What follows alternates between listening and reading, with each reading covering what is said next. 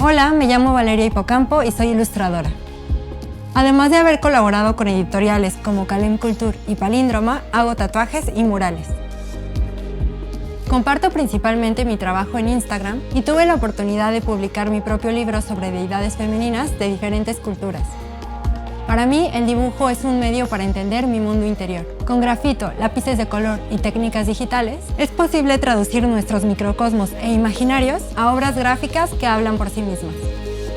El eje de mi obra es lo femenino con sus mitos y símbolos. Me interesa el vínculo entre la mujer y la naturaleza y el misterio que se desprende de esa relación.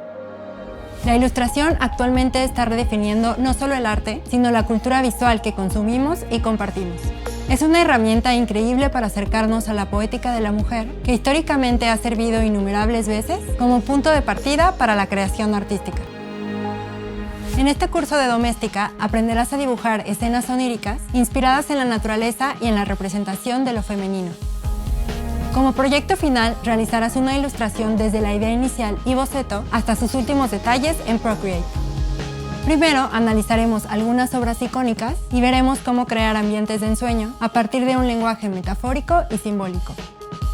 Después de abordar la importancia de elegir una técnica adecuada para transmitir un mensaje, te explicaré cómo integrar diferentes elementos en una única composición.